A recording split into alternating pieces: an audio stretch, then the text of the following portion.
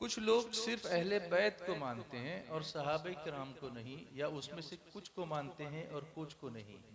तो हमारा अकीदा क्या होना चाहिए? हमारा अकीदा ये है कि जितने भी सहाबे किराम हैं वो सब सारी उम्मत से अफजल है। सुभान अल्लाह, सुभान अल्लाह।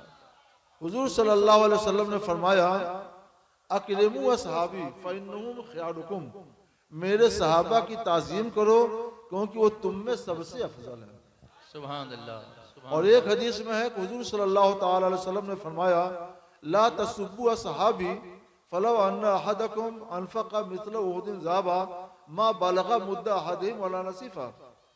मेरे सहाबा की शान में बेअदबी ना करो, किसी भी सहाबी की शान में, कि अगर तुम में से कोई उहुद पहाड़ के बराबर सोना भी राह खुदा में खर्च करे। उहुद पहाड़ बहुत बड़ा पहाड़ है, मीलों फैला हुआ है।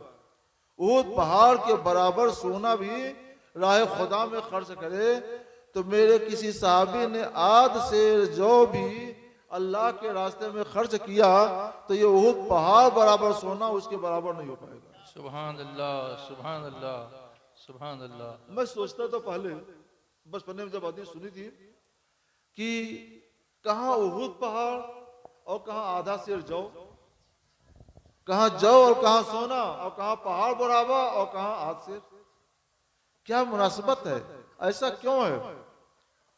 तो जो गौर करता है उसे मिल भी जाता है। तो समझ में ये आया कि उन्होंने जिस वक्त ये आधा शेर जौ दे के दिया था तो इस्लाम की खिदमत के लिए दिया था, इस्लाम की हिफाजत के लिए दिया था। अगर कोई आदमी एक घूंट किसी प्यासे को पिलाकर उसकी जान बचा दे तो एक घूंट पानी 1000 टन पानी से बेहतर है जिससे उसकी जान नहीं बचती है। जी। बहुत सी सबीलें लगाई जाती हैं मुहर्रम में और दूसरे मौके पर, अच्छे अच्छे शरबत बनाए जाते हैं, बहुत सवाब है, लेकिन उससे जान नहीं बचती है।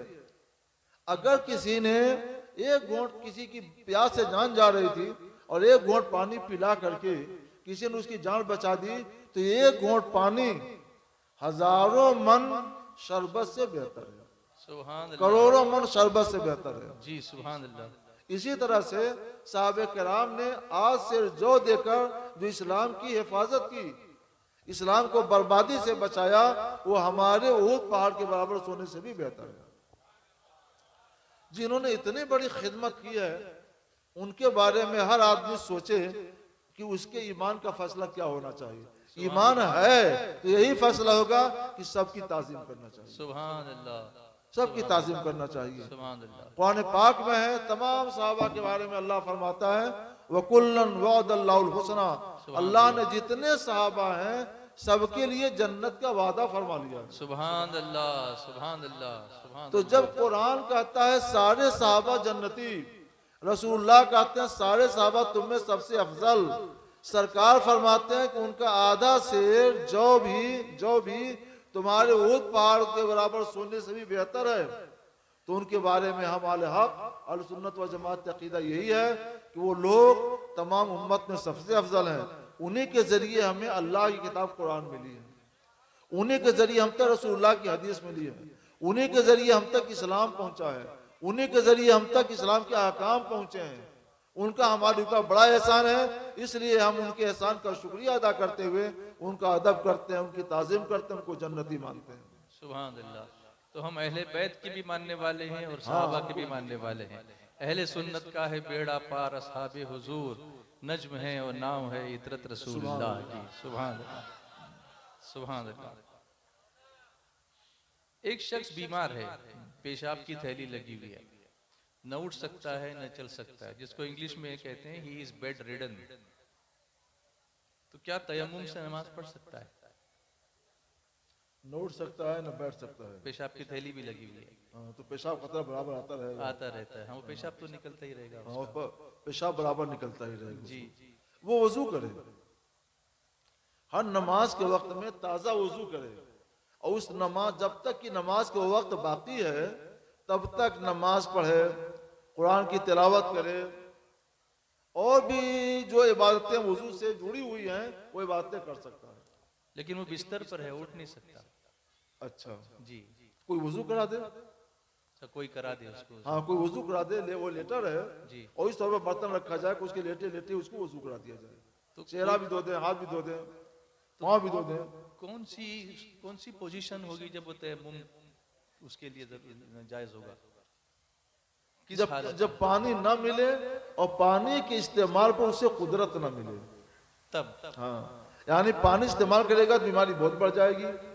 या देख रहा है पानी वहां मौजूद है मगर शेर भी मौजूद है, पानी लेने जाएगा तो शेर इसको अपना लुकमा बना लेगा। अच्छा। या पानी है ही नहीं तो उस वक्त उसको तयम्मुम की इजाजत मिलेगी। अच्छा, पानी मौजूद है तो तयम्मुम नहीं कर नहीं, पानी मौजूद है और पानी और वजू करने पर कुदरत किसी भी तरह से है सकते। जी। तो उस वक्त तक उसको तयम्मुम की इजाजत नहीं मिलेगी। ओ, जब घर पे है, पानी मौजूद है, जी। खुद वजू कर सकता है, दूसरे लोग वजू करा सकते हैं, करा सकते तो हैं। तयम्मुम की इजाजत नहीं है। अच्छा अच्छा, चलिए ये क्लियर हो गया। खुद मैं 67 साल का हो चुका हूँ। अच्छा, 29 फरवरी को 67 साल मेरा मुकम्मल हो जाएगा। लेकिन सफर भी करता रहता हूँ। 29 फरवरी के हिसाब से तो आपका बर्थडे बहुत कम आएगा। सिर्फ 2 मरतबा सफर में मुझे तयम्मुम करने का मौका मिला। अच्छा।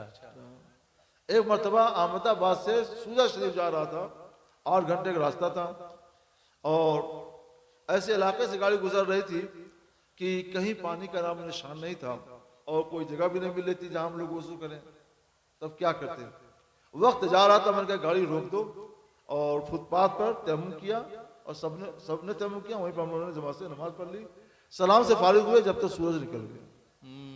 जब ऐसी पोजीशन हो कि कहीं पानी नहीं मिल रहा है, हम बेआबो गया इलाके में हैं और सूरज भी निकलने का डर है, कहीं सूरज ना निकल जाए, तो ऐसे वक्त में तयम्मुम कर लीजिए, नमाज पढ़ लीजिए। अब तो बोतलें ही बोतलें हैं हर जगह।